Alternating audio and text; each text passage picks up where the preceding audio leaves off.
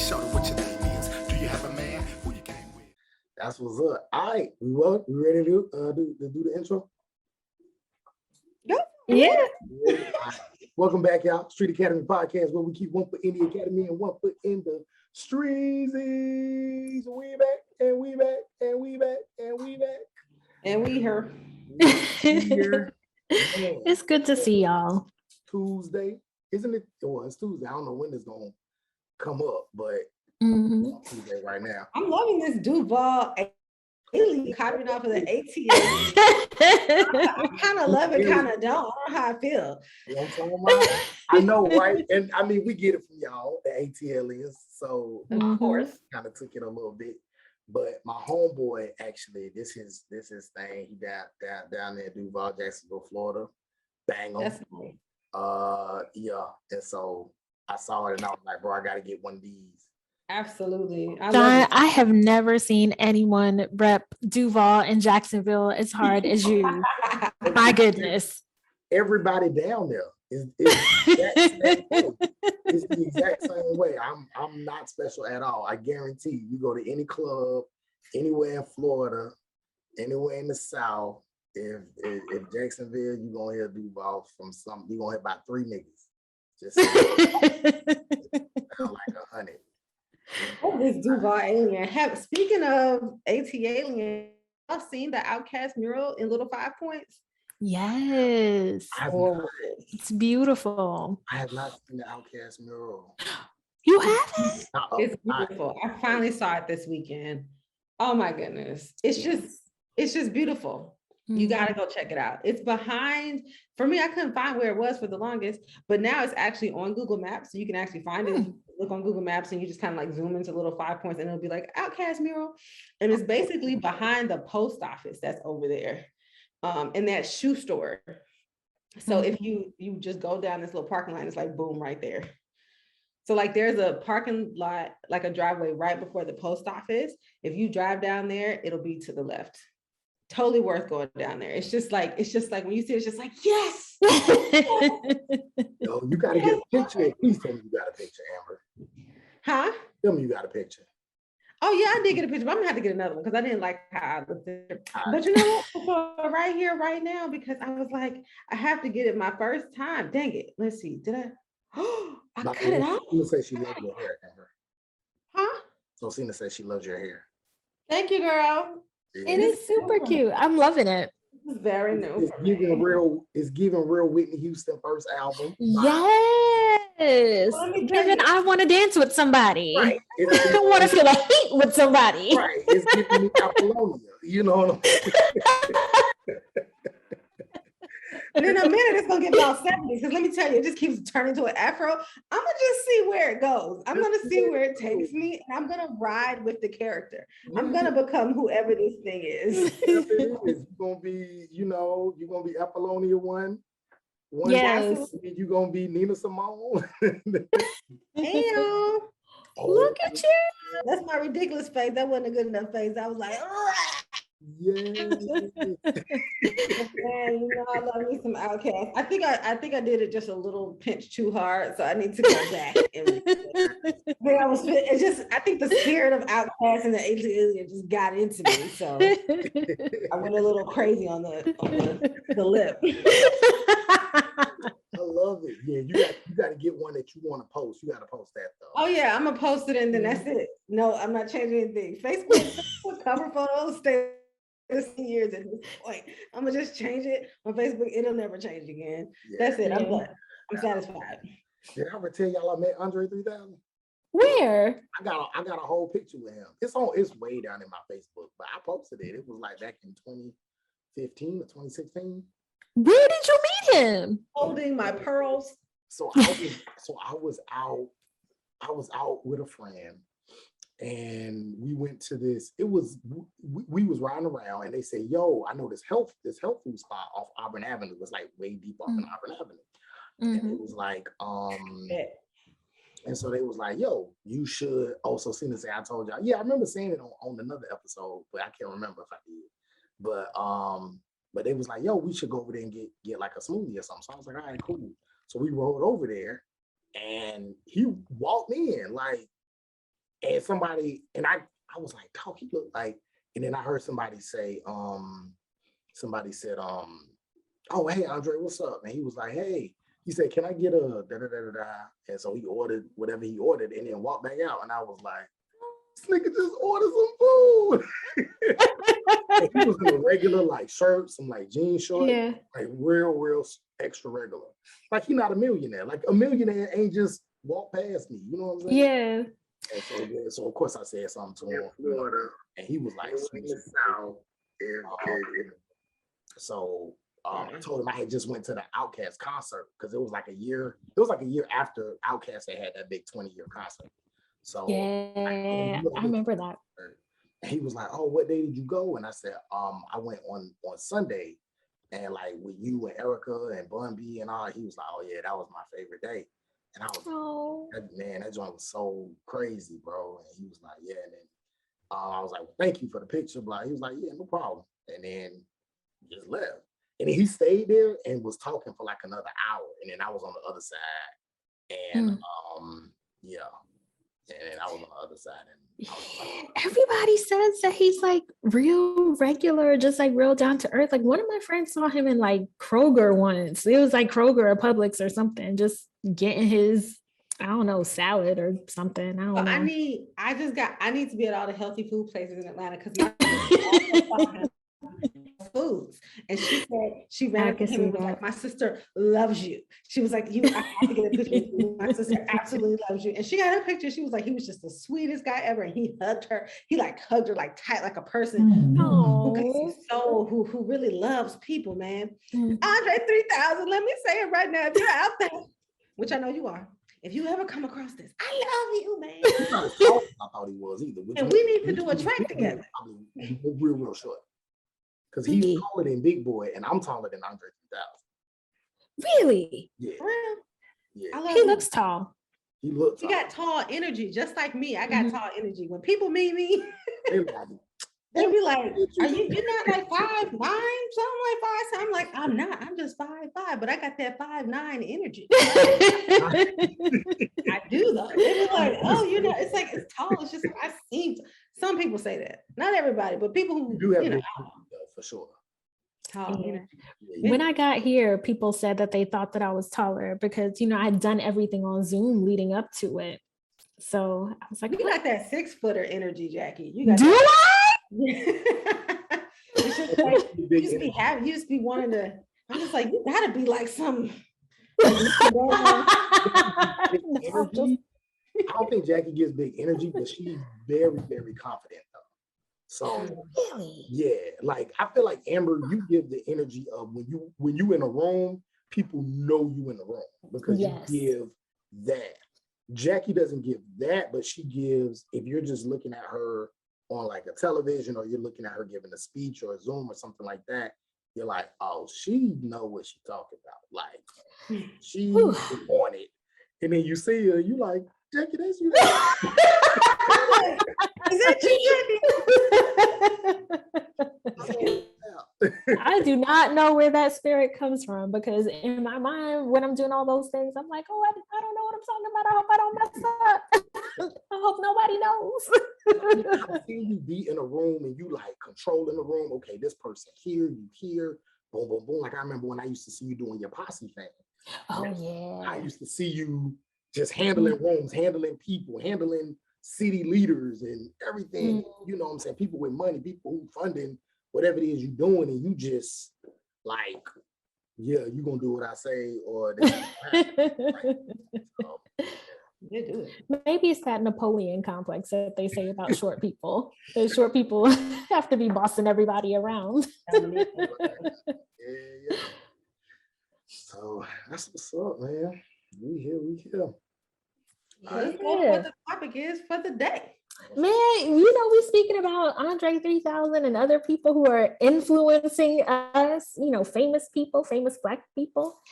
And, we could talk about famous Black people and how complex they are. Like, let's dive into it. And I mean, we were talking earlier, of course, y'all know about the death of Colin Powell and how, I don't know about y'all, but it seems to be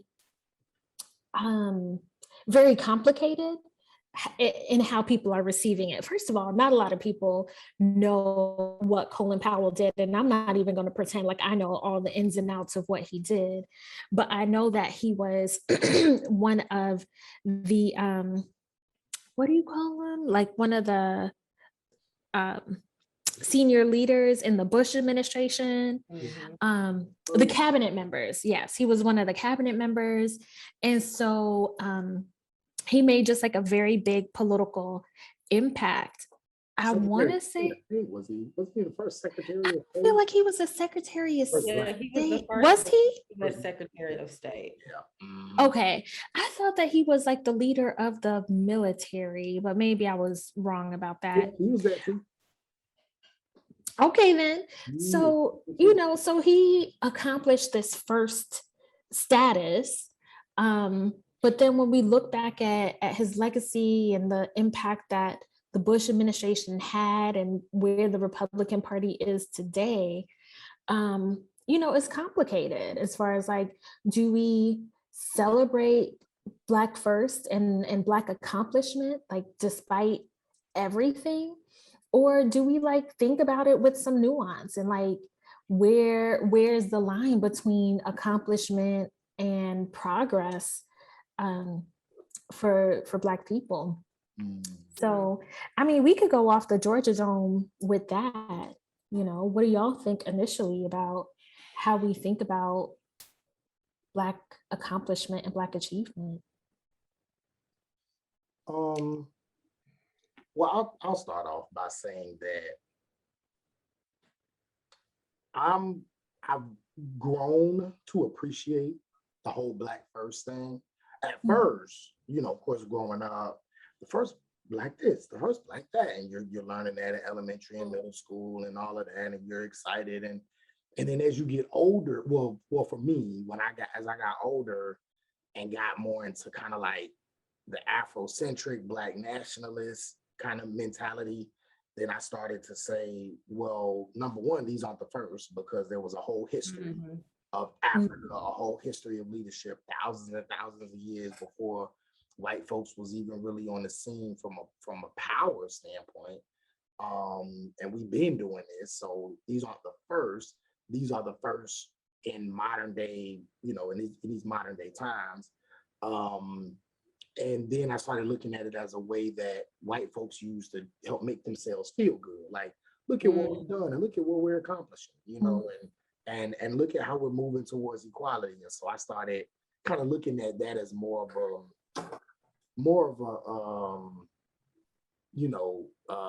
watered down kind of way of celebrating Black history and Black people.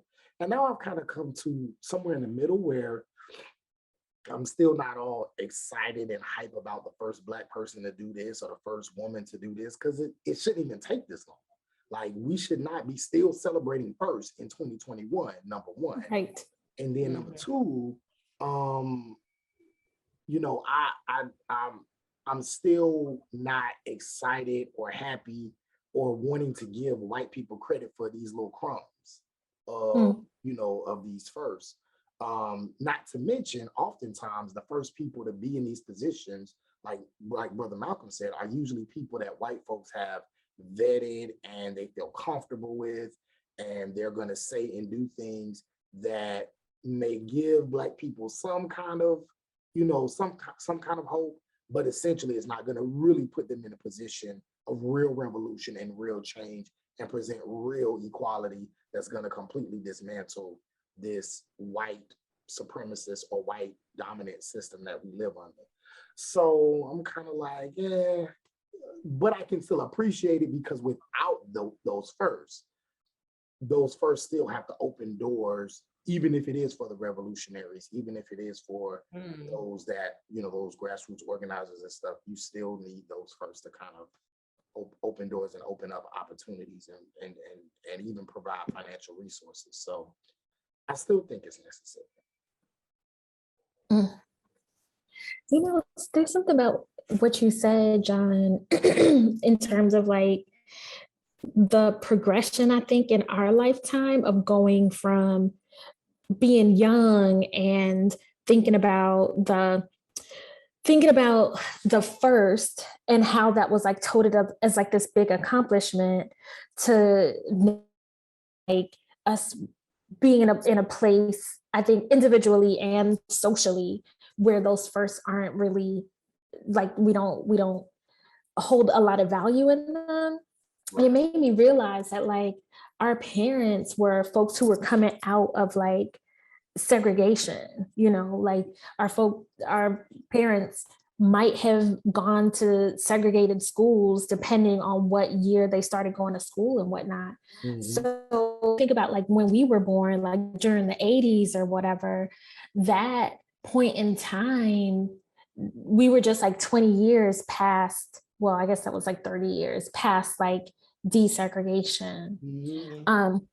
And so it makes sense within the first 20 or 30 years of something that you're still experiencing first. But now here we are, like way past that, and we're still celebrating first. It kind of feels a little old at this point. Right. So yeah, it's just crazy how that has like changed and evolved just through like our generation. Yeah. So when I think about like celebrating different trailblazers, because that's really what like being a first is about, being a trailblazer, being a pioneer in something. And I think also just being somebody who's venerated in the Black community in some way, or even if they're not venerated in the Black community, but they are Black and they are venerated in some community. I feel like we talked about this a little bit when it came to Bill Cosby, and we talked about it a little bit when it came to R. Kelly, and it is the fact that people are complex and people contribute different things to society, and sometimes things that seem to have opposing values. And so I feel like when we think about celebrity, and when we think about how we think about celebrity, being mindful of the complexity of being a human being. With that, I always feel a little uncomfortable talking down about somebody who has transitioned. It always makes me feel just a little bit weird. And I don't know if that's like the deep African genes in me that are like, don't mess with the ancestors or something, saying like, don't really get into that. But I never feel comfortable getting into deep criticism about somebody who just passed on. That just feels weird. It's like, I do feel okay with like reading their stories or something, but really being kind of given that energy of like, well, I'm like, let the spirit just kind of rest a little while, or something, or let the people who are in mourning, like experience that mourning and that connection. And then, let some time pass, let it, somebody might say, let the body get warm at least. And because it's cold right now. So it's like, let the body at least kind of like warm up, just like kind of sit with the earth or whatever, or the spirit or whatever you believe in, before we get into that kind of like bashing, like, man, this person should have, even though I must say there are a few of our white brethren who have passed on, who I can't say I felt too warm about immediately when they passed, such as, the recent talk show host, who I try not to name these people, the white talk show host who passed recently, who was like one of the worst. Alex Trebek? No. Alex was my granddaddy. I was like, the Black community has accepted Alex Trebek. Yes, I didn't know that's who you would be talking about. Grandpa through many a night. Yeah. No problem at all. I'm not going to mention his name because again, we try not to center them on a conversation, but he was a very prominent, very conservative TV personality who's a Republican, who spewed all kind of vitriol about any decent Black person.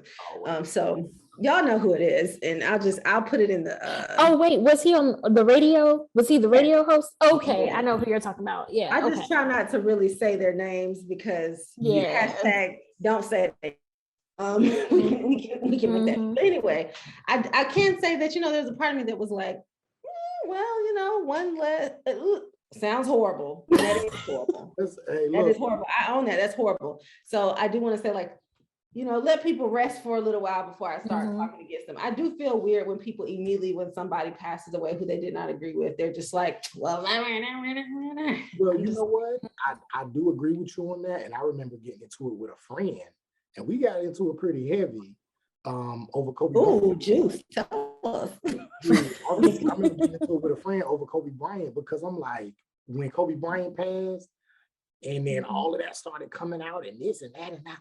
And I'm like, yo, and then of course, the whole thing with Gail. I don't even know if we ever discussed that on our podcast, but the whole thing with Gail, and then when she, when she gave the interview, so was it Lisa Leslie? Yeah. She mentioned it, and then Lisa Leslie tried to push it.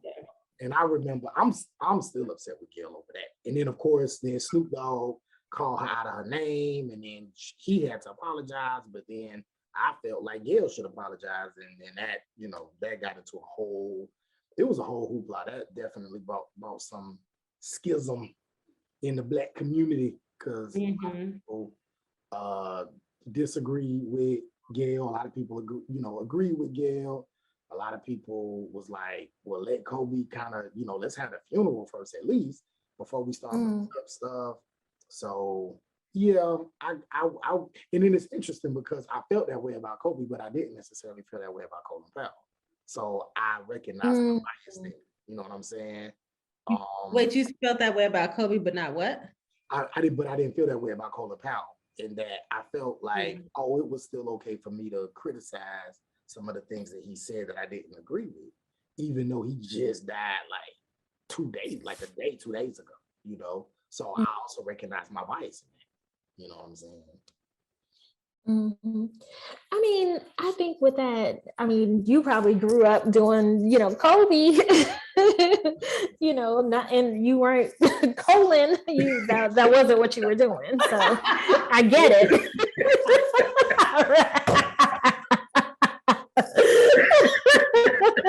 That's true. So, yeah. Do we do like a colon like this? Like you have to. That's what he did. And I don't know, Amber, to that point of like letting people rest. When I think about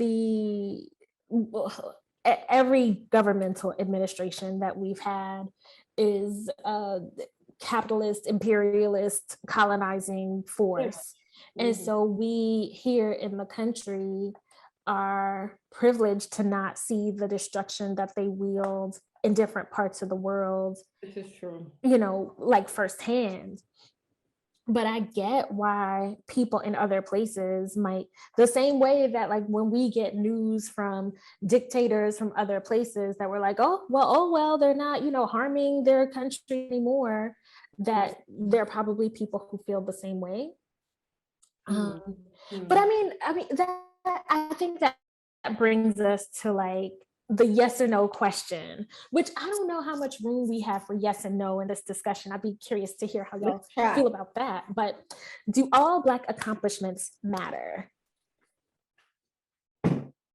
When we think about people who are the first Black this, the first Black that, do all Black accomplishments matter? all Black. But are you saying do all first accomplishments matter, or do all accomplishments matter? Both? Question mark? I'll go ahead and say, do the first one? No. I don't think all first matter. Because it goes back to what John was saying about the fact that we've been doing this stuff first. It's just that it's just the same thing as the lion and the hunter story. It's like, let the lion tell the story. And we've been there, done that many times. Right. So even with Colin Powell being the first Black Secretary of State, it's just like, where was there another country where there needed to be a high official and they just so happen to be Black? You have the entire continent of Africa. You have a lot of other Black places too, where it's just like someone in this position of power is not uncommon, So it's just like, I'm not saying with his, we don't need to celebrate his. I'm just saying in general, first, they're like, I feel like there is a narrative there about us finally breaking through some barrier that doesn't always need to be articulated.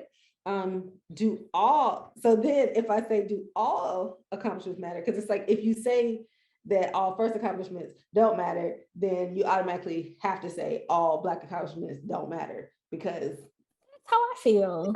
there has to be, they yeah. have to be, it's like one is within the other. So I guess that is to say then no, all Black accomplishments do not matter. And you know what? I think I'm okay with that, because even when we decide what an accomplishment is, we have to get into that question. Like, what does it mean for something to be successful? Because we can get back into all kinds of things that we feel like. You remember the last conversation we talked about what is success? Yeah. Like, what do we think is success? And Yeah. so for me, I might think something is successful is the mark of success, and somebody else might not. So remember the whole when Robin Fenty was announced that she is now a billionaire, there was all that conversation about whether or not that was actually an accomplishment for a Black woman. Right. This time, like, is it something that we need to applaud for another person to be a billionaire when we know what that creates, what the ripples of that are, what it means to be a billionaire in America right now? So is that something to be applauded? It depends on where you stand and what your values are. Yeah, because something can be an accomplishment to one sector of the Black community or one group of people, and then not an accomplishment to another, right? I.e. the civil rights movement. Civil rights movement was a big accomplishment for Black middle class people or Black people who had means. But if you was poor working class, your lifestyle didn't really change from 1960 to 1970 or 1970 to 1980. You didn't really see as much progress as someone who was educated in, or, came from a line of educators. So is all Black achievement relevant? I think so. I think it's relevant. But I guess the question isn't relevance. The question is what? If it matters. Matters is kind of low bar though. So. Yeah, matters is what did Michael Che say? That's what I was gonna say. You thought it? I didn't see it. What did he say? It was just like we use like the most basic word ever to talk about Black people's lives. Like mattering is pretty low. Yeah, like, it matters. It's like we're not saying it's important. It's even relevant. We're just saying it matters. Black lives matter. Black lives, it just matters. And people got upset. So I know. Like we're just mad at things just mattering. Not that it's not that it needs to get, just matters. It just matters. It was so you gotta look that up. You gotta look that up on YouTube. I'm gonna watch it after we get off. Yeah. Maybe I can try to take a clip and put it in. I wonder if YouTube will let me do it. Take a clip. We could try. Yeah. Yeah. But I mean, in terms of what you're saying, like, do the Black accomplishments, are they relevant? Relevant is a little higher than matters to me. Relevant is interesting because that means that it's a part of some kind of modern contemporary conversation and it's affecting like society in some way. Matters is just like, is it, Yeah. I mean, but I think, John, to your point that you were bringing up about the civil rights movement and whose life was impacted by like the outcomes of the movement and whose weren't, that you're bringing up the question of like mattering to who, even within the Black community. I mean, maybe this is a disclaimer that doesn't need to be made explicit, but we're talking about in the Black community.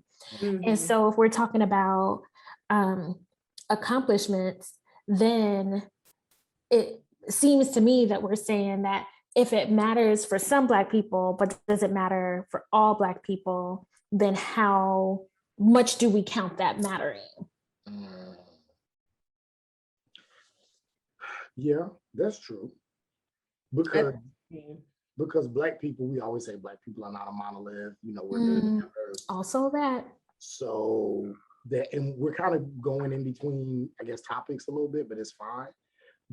I'm okay with certain things only affecting a certain sector of our population. You know what I'm saying? Like some things are just for the upper class or the middle class. Some things are just for the poor and working class. Some things are just for the LGBTQ community. Some things are just for, you see what I'm saying? Like some things are just for people with means. So it's like, you know, and so even going to kind of transition into Dave Chappelle, right? Everybody's, you know, some people are mad at Dave Chappelle. Some people like, you know, it's not a big deal. It's funny, it's comedy. And it's a really weird line between like art and, you know, resistance, art, especially comedy, and you know, what is inappropriate.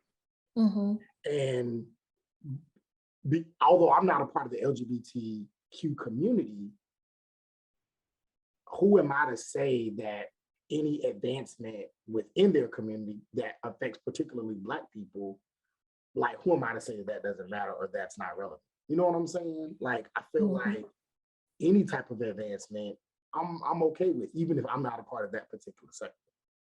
You know? I feel like in some ways I try to balance, and it feels complex because on different days I land on different sides, but I like vacillate between we are not a monolith and we're all in this together because we're affected by the same thing, whether directly or indirectly. And so, you know, I think about like an important first or accomplishment for Black women surely has implications for Black men, Black children, Black folks in the queer community, et cetera. And so when it comes to Brother Chappelle, who hands down is my favorite comic ever, I have not watched his special, and I actually don't think I know he did like a couple other ones on Netflix, and I think I may have watched the first one and haven't watched them since, partly because there has been this backlash of voices that I trust within Black queer spaces. And for me, if they are saying this is harmful, this is problematic, then who am I to not believe that? Because in the same way that being part of the Black women community, if Black women were to say this thing is harmful, this thing is problematic, we expect for Black men to like ride for us too and be like, yeah, we have to like kind of stick together about some things. So that's one reason why I haven't watched it. And then the other reason is just literally, I don't want him to stop being my favorite comic. Like I still want to, like I still have DVDs of the Chappelle Show, and I don't even have a DVD player, but I would get a DVD player just to watch these whole episodes. I think they're on Netflix now, so I can watch them there. But like, when I tell you, like, Chappelle Show was my show. Like I watched every episode, quote every episode. His comedy specials, like his old ones from like the 90s or maybe the early 2000s, hilarious. And so, you know, I don't know, like, I know we'll probably like pick up on this theme in a little bit, but trying to figure out the room for complexity in folks, like where and how do we draw those lines? I ain't got the answers. Well, and one way we can use the passage of time. And so, you know how people are like, you know, I like Black Michael Jackson, but we can't stand white Michael Jackson. You know, but some people feel that way. They're like, I like this era of Janet and I don't like this era, and I'm okay with that, right? So it's like, I think that's one thing that'll help, because as these people, as we grow up, the people that we love grow up too, you know, even if they might have been adults at some point or whatever. I think that's the interesting thing about allowing people to evolve, because it's just like, they're just as human as I am. They're having a human experience, their human experiences in front of us. And so we get to track their changes a little bit more, especially if they're in the entertainment, and we can literally put them up against themselves from 20 years ago. I'm glad ain't too many videos of me from 20 years ago. My perspective about things. Because I know I said some things that I was like, ooh, wow, I was more close-minded, or I was this. And so, you know, people might say, you know, Amber 15 years ago, she would be canceled today. You know? So I do want to give some kind of grace to the people who are just living their lives in front of us, because it's not easy to do that. And at the same time, there's a point at which they know that this is their lives and they accept that. And so they're responsible for how they are, because it's like, you get to be a celebrity and make all this money. And part of it is, unfortunately, you're living your life in front of us. Yeah. There's that. There's but so much. It's just like, there's that piece. So when I think about Dave Chappelle and how I have seen him evolve as a comedian, I'm right there with you with Dave Chappelle show. At that time, Dave Chappelle show was like, we had nothing like that. Yeah. I mean, it was groundbreaking. Talk about first, right? It was like, we haven't seen a show, or at least our generation hadn't seen a show like that. Because of course, like before, there was like the Richard Pryors who would be very edgy in their comedy, and even the Eddie Murphys, and it would hit, and it was relevant for that time. For our generation, I feel like Dave Chappelle was like, he was that thing, and the way he was doing it was really cool. And it has not aged well. Some of it completely, like you look at some of the Chappelle show episodes now and you're like, yo, people, if this were released today, people would chop it up. I probably need to go back. Have you watched any of the episodes? Not recently. The only one that I watched recently was like the Rick James, just because it's just a classic. Those are timeless. Yeah. But like, some of his stuff, it hasn't aged well. And that's to say a lot of stuff. Like, even if you look, I mean, Beyonce and Destiny's Child, they had a song called Nasty Put Some Clothes On. And then Beyonce now, the way she dresses, it's like, come on. It's like literally a lot of us there was a time when we were 19. There was a time when we were 18, there was a time. And so that's to say though, that the expectation is that people would evolve into some type of higher consciousness. And in Dave Chappelle's case, people would think that he's devolved in some kind of way, or if anything, that he's just staying kind of where he always has been, which I think is kind of what it is. Dave Chappelle ain't really changed necessarily. To me, this is me again, disclaimer, I don't know this man personally. I only know him as a celebrity, and I'm only seeing who he's presenting himself to be in any moment, which means I don't know much about this man's life at all. So I do want to, I want to make sure that I taper what I'm saying about this human being that I don't know personally. But it's just like, for what we can tell, it's like, this is Dave Chappelle, this has been him, and I guess I'm not surprised by what he's saying. And yeah, I guess that's all I can say about that for right now. I'm not surprised. And like you said, I'm trying to be more accepting of when a community who has been harmed says that they have been harmed by their words, to accept that and be like, yeah, it's probably very offensive. I can definitely see how that's offensive. Now, what do we do about that offense? What do we do with that offense? Do we then convert that into canceling Dave Chappelle forever? I don't think that's how it has to work. I'm not sure what to do about it in mass at a societal level. I think people can independently decide what they want to do with Dave Chappelle, though. Yeah, I mean, go ahead, John. Go ahead. I was gonna ask a question like based on that. So if you wanted to go first, then go ahead.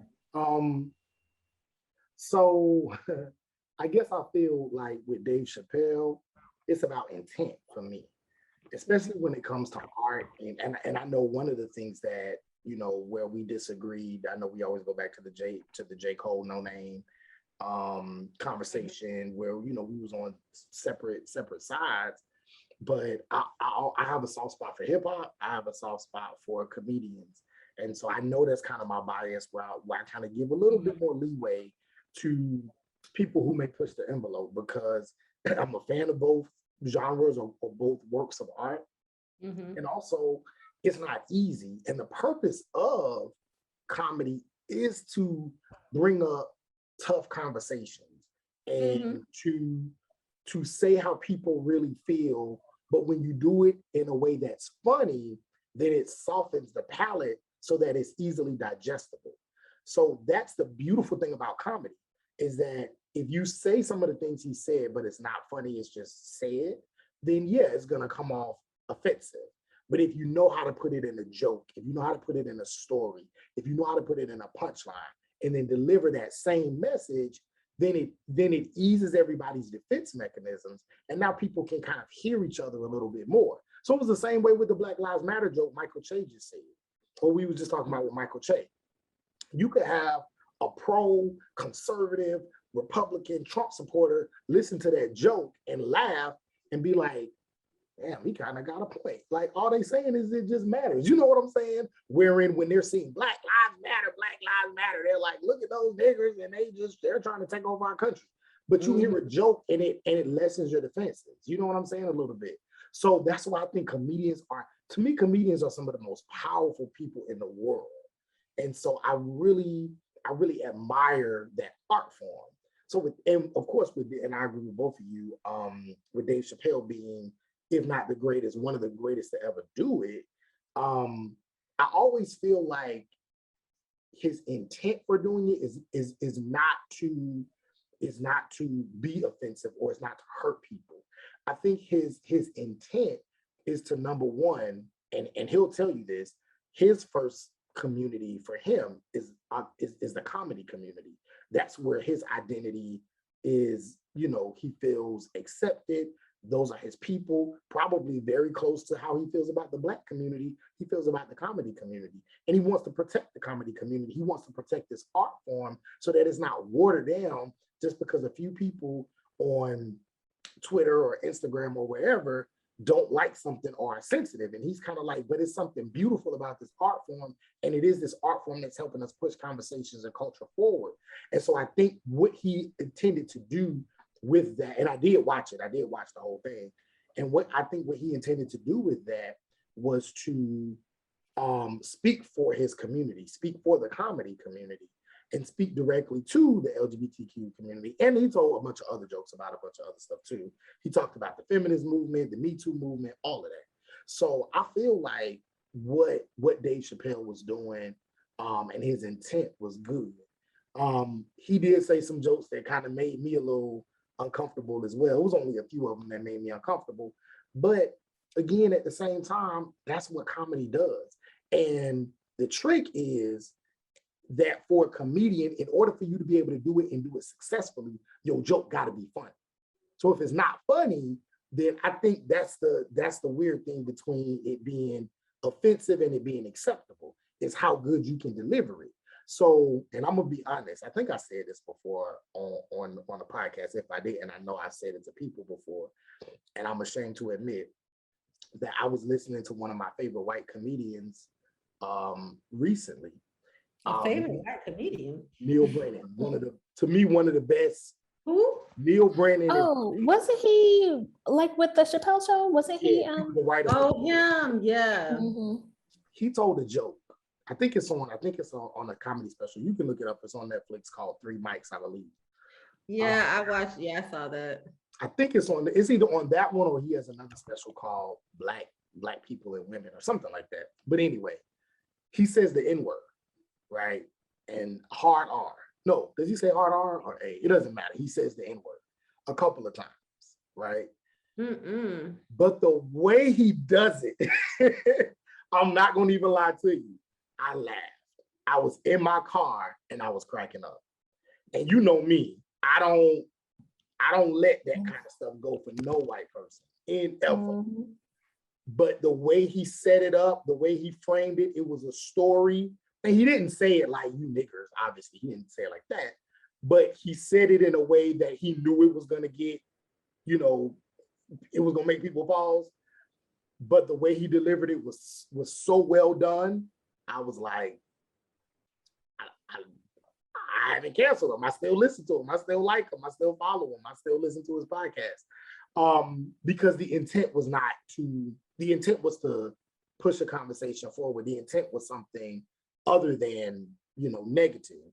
And so with that being said, again, I don't know, I give a little bit of maybe a little bit too much leeway to comedians, but I think that there are certain art forms that need to be protected, that need to be understood, because it is these art forms that help us have these broader conversations, and kind of lower our defense mechanisms so that we can hear each other.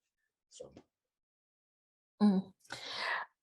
I mean, I feel like, please correct me if I'm wrong, But I feel like when Dave Chappelle left the Chappelle show, he was talking about the fact that he was doing a skit that had like a lot of like anti-Black and racist elements to it.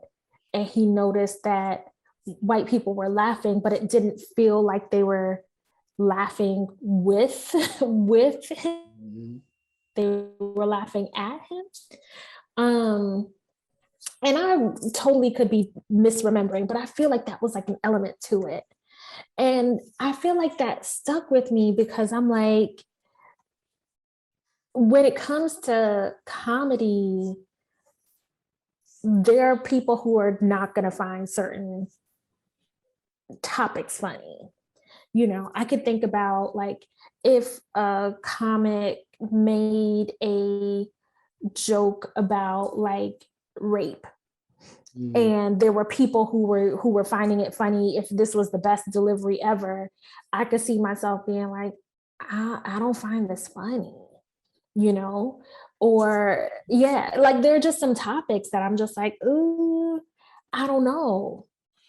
And I mean, it's complicated for me because I on one hand I get the need and the purpose to, and like the mandate to preserve these art forms that we've had, particularly in the Black community, that help us understand and articulate our experiences. But on the other hand, how do we process that these art forms and other like accomplishments are still harmful to our community? So I guess kind of going back to the point that you were raising earlier, Amber, like where do we draw the line with someone? So we're talking about like Dave Chappelle, for example. He's making these jokes that some people are finding offensive and other people are like, oh no, you know, you're being too sensitive. And so some people will continue to consume his comedy. Other people are like, no, I'm done. And then on the like another extreme, we have like R. Kelly, who is a convicted predator of Black girls. And I've heard that also that there's like a smattering of boys in there as well. Yeah. And so by and large, I feel like R. Kelly has been successfully canceled. Like people aren't listening to his music en masse anymore, etc. But then, like, where's that line drawn? Is it only for like child rape, or is it at some other place? Is it for like mass genocide, which every senior leader in a political administration has like blood on their hands? Mm-hmm. So like where do we draw those lines? I think it's interesting where John, that you brought up the idea of intent. And I think intent, one thing that my friend taught me a long time ago was intent versus impact. So you can have a good intention, and yet if your impact is still harm, you're still responsible for what your impact was. It's the same way like somebody had an accident. It's just like, I didn't mean to do it, or that's not how I meant it, but it's like, but it still hurt my feelings, or like, I didn't mean to cut your finger out, but my finger is now gone and I'm gonna have to get surgery to put the finger back on. The impact is still there regardless of the intent. And also, our dear, Lauryn Hill sang it best in one of her Unplugged albums. The road to hell is paved with good intentions. I'll sing it for you. The road to hell is paved with good intentions. Go ahead, Miss Hill. Anyway, I was gonna say that's the clip right there for the episode. Oh no, it's like the road. It has to be really paved with good intentions, and so like people. I mean, I think there comes a point we have to be responsible for what the impact is. And what I think happens sometimes, people will cancel people when the impact outweighs the goodness of the intention. And so when it comes to somebody like R. Kelly, yeah, you had good music, but because your impact was so harmful in this way, it's like there is an abundance of people who have been harmed by your good music and by your good intent of maybe just having sexual freedom or whatever you want to call it. it doesn't balance it out. It's like the impact is too great. Like I mean, well, I guess this is how a scale would work. The scale would be this impact outweighs your music, outweighs your sexual freedom, outweighs all of that because that harm is there. I think, and this is where it comes to how our society selectively cancels people. So for example, we talked about this before, like with Chrisette Michele and Kanye. And even Chrisette Michele, Kanye, what was the other dude? Travis, what was his name? No. I don't know. Green. Who was it? Oh, Travis Green, the gospel singer. Yeah, the gospel singer. So he sang. He sang for 45, so did Chrisette. He recovered way quicker than Chrisette did. And so it makes, and then of course Kanye was literally with him. Well, that's because Travis Green said that this is for Jesus.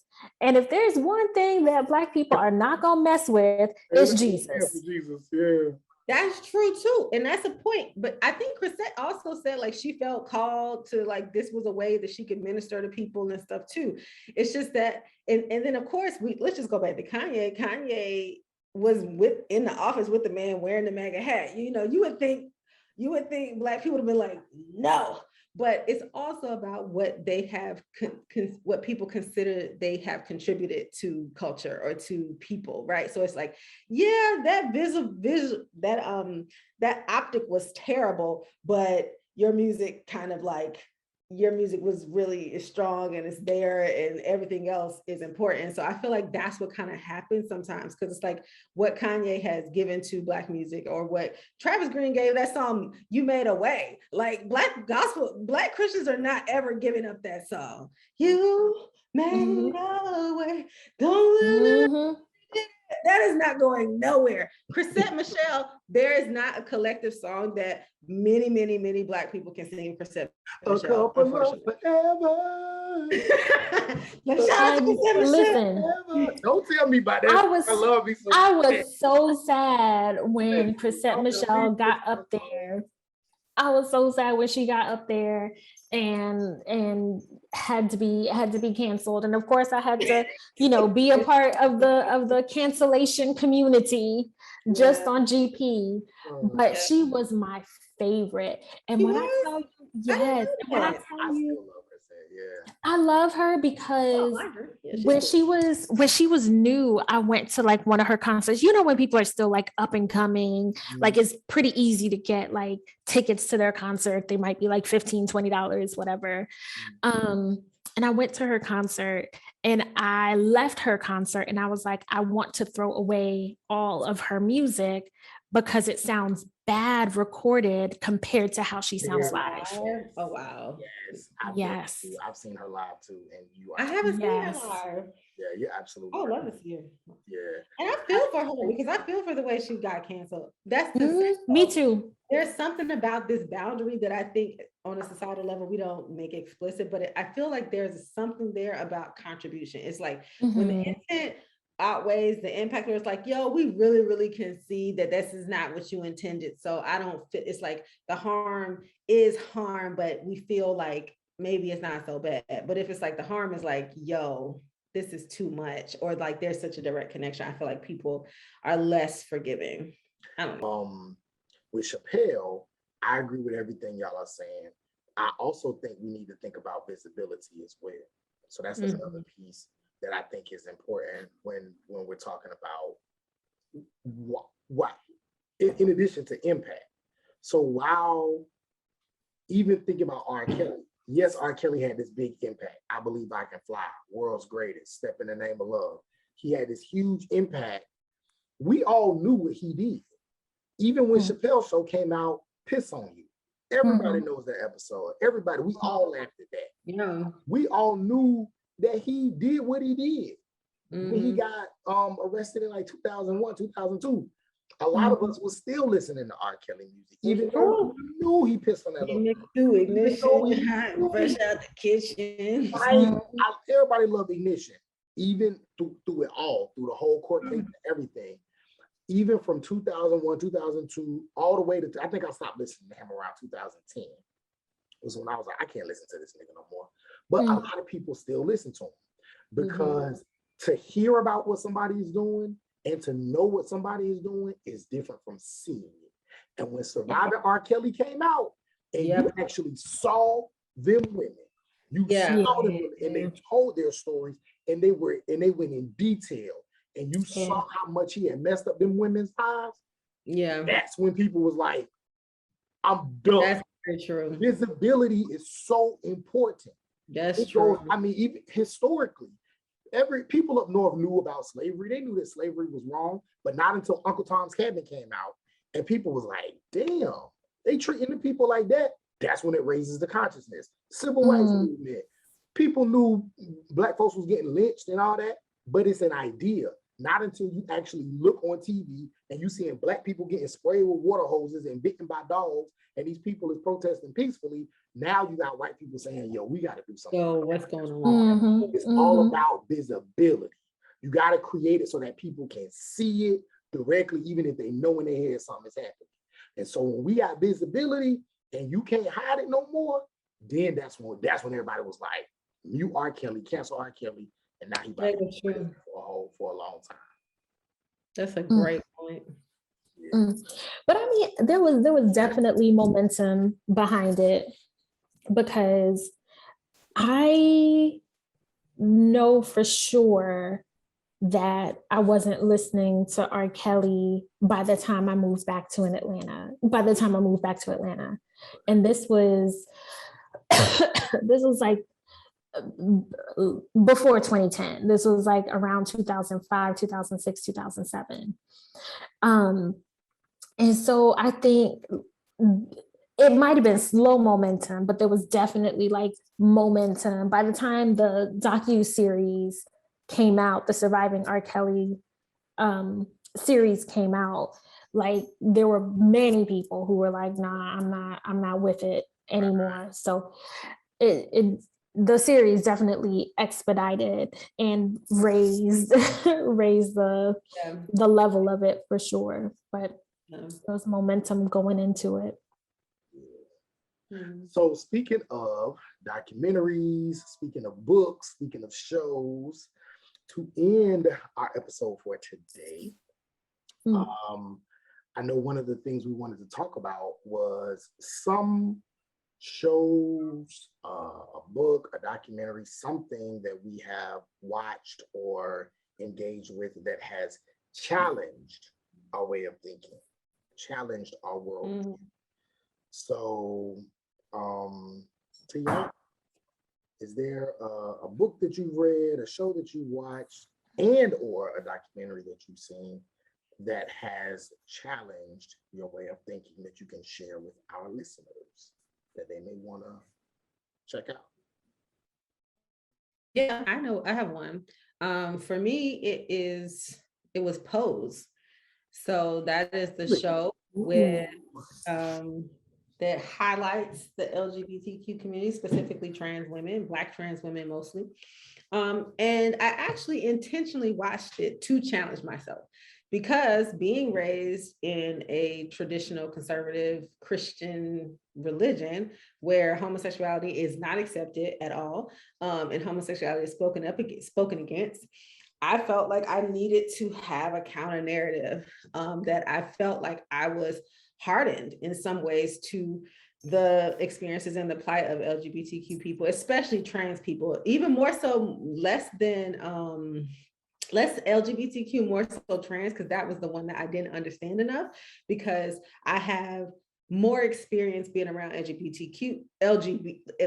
just say LG, lesbian and gay people. That was to me more common than the trans kind of story.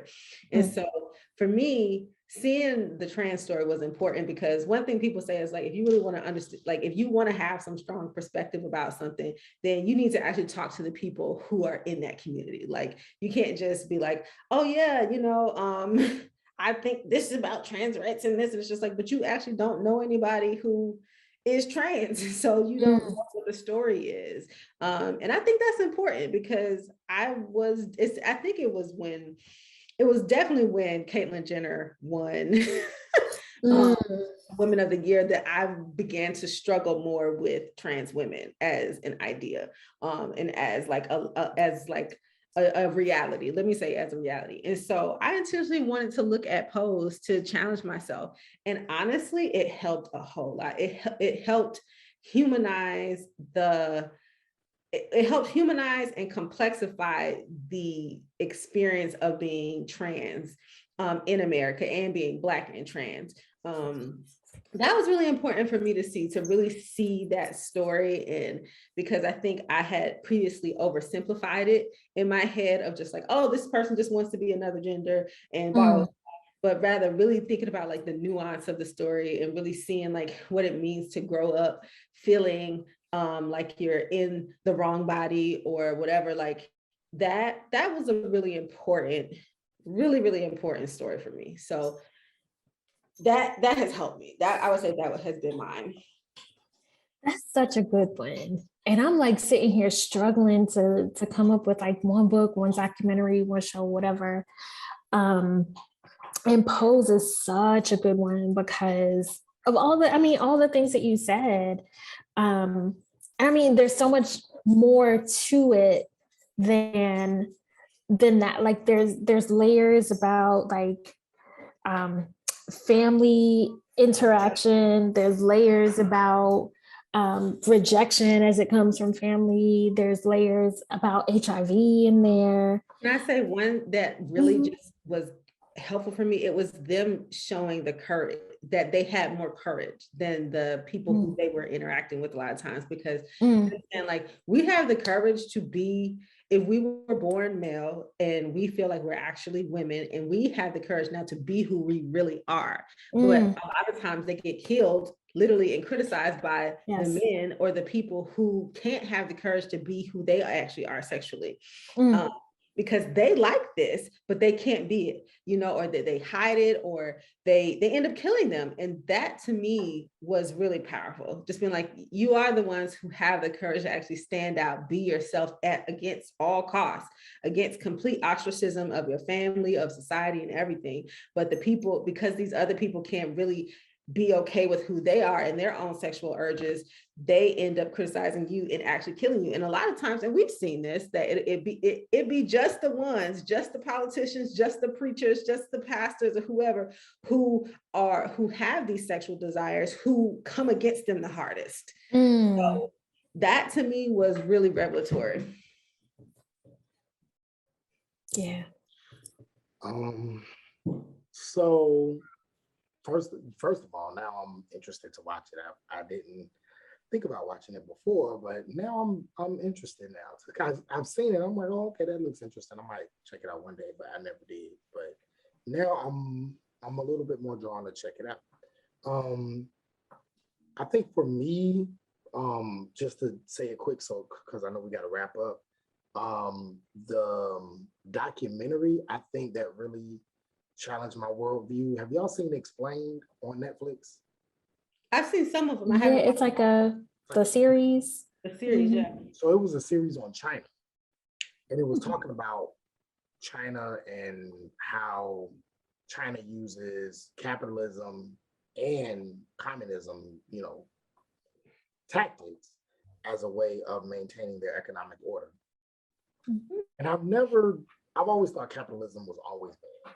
Period, plain and simple, capitalism is evil. And when I saw the way that China was able to use capitalism and mix it with communism as a way of maintaining wealth and being rich and being powerful at the same time, providing wealth, making it so that there's always going to be inequality, but the level of inequality is a lot less than it is in the United States. It made me think maybe certain aspects of capitalism is not that bad.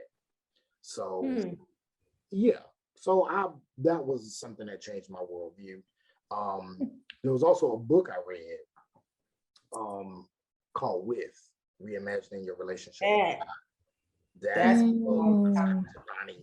was a book that definitely helped me rethink my relationship with God and what it means to have a relationship with God, and not just be ahead of God or beside God or. Oh, we lost you, John. Oh, can you hear me? Hello, can you hear me? You're back. You're back. Okay, all right, cool. Let me know if I go out again. But yeah, so just thinking differently about my spiritual life, you know what I'm saying, and what God means to me. And then there's a show. I've been loving these South African shows. Blood and Water, Jiva. Man, these South Africans know how to tell a damn story. Where have you been watching this? On Netflix. It's on Netflix, right? Blood and Water? I need to watch Water it. is oh my gosh, that show. Let me tell you something about these South Africans. What's the other one? You said Blood and Water and something else. A show called Jiva. Jiva. I'm about to put it in the chat right now. Jiva. Sorry, I'm already looking it up. I'm about to add it to the playlist tonight. Listen, watch it tonight. Jiva doesn't go as deep as Blood and Water is like a whole drama. It's deep. Jiva is more like it's more fun. But you've seen like Stomp the Yard and like You Got Served? Y'all remember those shows? Yeah. It's like that, but the South African version. And when let's go. I want that tonight. I'm excited. When I tell you these brothers and sisters can dance their ass off, listen. Oh, I'm ready. Goodness. Those shows have widened my entertainment scope to help me appreciate other people's stories. Because I'm like, Black shows, Black movies, American stuff. That's what I've always watched my entire life. I've never really, like delved into other countries' Hollywood. And so to see these South African stories and see how these South African, like cinematographers and writers and directors are telling these stories, it is just phenomenal. And so it's definitely challenging my worldview. I love that. Yeah, I'm following your footsteps, Sean. The same way that you're gonna, look at Pose now, I'm gonna have to look at this explained episode and see what they're talking about when it comes to for real. Hey, girl.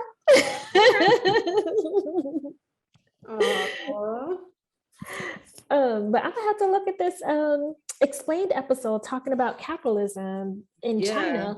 But my first inclination is that China is a racially homogenous country, so I can see capitalism working in that context. I cannot see capitalism working when it comes to Black people. And to be fair, China's wealth, and this is me speaking without seeing it, China's wealth is certainly being made off the literal back of Africa right now. That's like a whole nother story. As I'm sitting here like struggling to think about like a book, a documentary, something, I'm just like realizing like, I really haven't had time for like the last 6 years. Yeah, but I know I have watched things because there are certainly times that I've been like, oh, my dissertation is due. Let me watch a whole season of something on Netflix as opposed to doing whatever. But I will say, I'll go in a little bit of a different direction and say that I just bought this book. I actually bought several books. I did too much. But one of the books that I bought is called Belly of the Beast, The Politics of Anti-Blackness, Anti-Fatness as Anti-Blackness. And I'm like, I am very interested to see like what's happening in this book. So I will have to report back because I never made the connection between how we perceive body, outside of race, but how we perceive body and how we make body associations to be steeped in anti-Blackness. So that's a thing. That sounds really interesting. Yeah, I'm gonna have to let you know. That sounds good. Belly of the Beast. Number one, I like the title. The title is good. And this idea of body image and how that relates to race and anti-fatness. I've never heard that before. I have, I have seen those associations between the Black body anti-fatness and all of that. I'm not finding this explained, John. I need to know where I see a whole Is it bunch. not up anymore? I I'm see pretty sure money Netflix. explained. I see a lot of different versions of explained, but I guess we can find it later, but I don't know where it is. So explain. So it's a series. So they do all kinds of explain. They do sex explained, capitalism explained, the brain explained, money explained, presidents explained. Like they do, and it's like 20, 25 minutes of like just things that are being explained. I was just watching one. Well, yeah, when you get a chance, I definitely, can you just send it to our group chat? Because I want to Yeah. Yeah, I do. Oh, there it is right there. Just, yeah, explain. Hold on, I'll take a picture and send it. And this is the China one specifically, right? No, it's not the China one specifically, but you can click on it and then you'll see one. So that's the thing. I'm seeing like all of the explain. I just don't see the one. Oh, did they take the China one down? Did they take it down? Okay, you know what? Maybe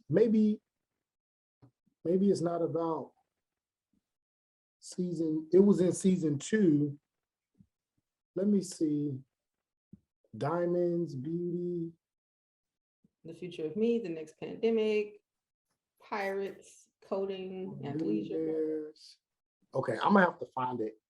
They have an athleisure episode. It began with bloomers, then came Female orgasm was real good. everywhere. How did casual clothing go mainstream? Female orgasm was real good too. Oh, there is one called The Woman Orgasm, and I'm like, I want to see that. I'm gonna watch all of them. Yeah, I need to see how this book goes. This is very fascinating. Okay. The book that I was talking about? China, Yeah. I'll let y'all know. I'll let you know. Yeah, Matt. Yeah, John, I need to get that. I need to watch that one because I need to understand. Well, this was great, guys. Ooh. Yeah. Quick takeout boxes, 2 seconds. Maybe I should watch Pose and see. Maybe it might help me cancel Dave Chappelle. That's my takeout box. Oh, interesting. That's a good one.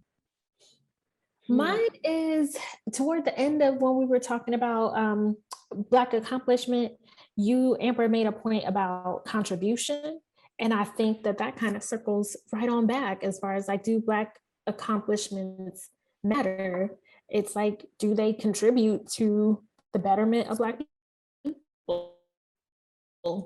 And if not, then maybe they don't. Okay. John, what was that point that you made? I really liked it. It was the one. Turn it. That's the take it. That's the, I need to say it again so I can remember my takeout box. But you were like, oh, visibility. Oh yeah. That point about I'm already interested in like the impact of media on the way that we think about things.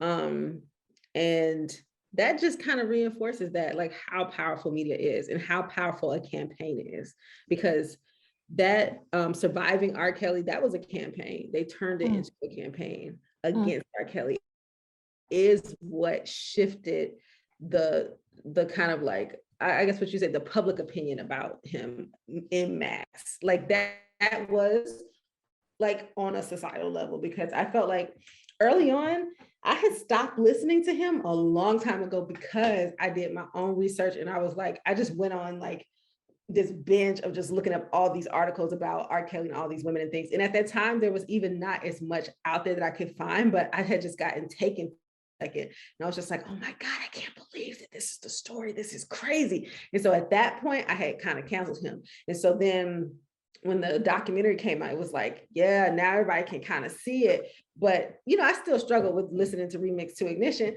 every now and again. But for the most part, I had been like, no, never again, you know? so because it did for me, I also felt like, man, nobody knows this story, man, but you have to take the time to like dig and stuff, but everyone's not going to do that. We can't expect everyone to do that. And because there is something powerful about narrative. It's hearing somebody else's story, seeing it and seeing those fine-grained details where you're like, oh, you know, people say, oh, these girls are so fast. That's what the problem was. But then you get into the story of, no, she wasn't fast. It's that she was from a single mother household and her mother would work during the day and then she'd be gone. And so mama wouldn't know what she'd be doing. And I'm like, I can identify with that completely because I come from a single mother household and my mom tried to do the best that she could. But if I really wanted to get into some ish, I definitely could have got into some ish, you know, and if I had those influences, it's those things that make the stories more relatable. So to me, that sticks with me when it comes to even just thinking about things that are important in the world and how we can get campaigns behind them when we really want to make change in some area, or if we want to shift public opinion about something. Definitely. Love it, y'all. Everybody good? Hearts and minds? Yes. Clear. Another episode, y'all. Street Academy Podcast, where we keep one foot in the academy and one foot in the streets. Y'all check out our YouTube. Go subscribe so you can get the videos. Go follow us at Street Academy Podcast on IG. Check us out. Leave us comments. Tell us if y'all like what y'all seeing, if y'all like what y'all hearing. So if y'all want us to talk about some stuff. And also, you can catch us on most streaming podcast sites if you want to hear more. Thank everybody who has been viewing, has been tuning in, has been leaving comments and showing love. We appreciate y'all. And with that being said, peace. That you know got their feet upon the neck of the haters, the game and the devil like came in.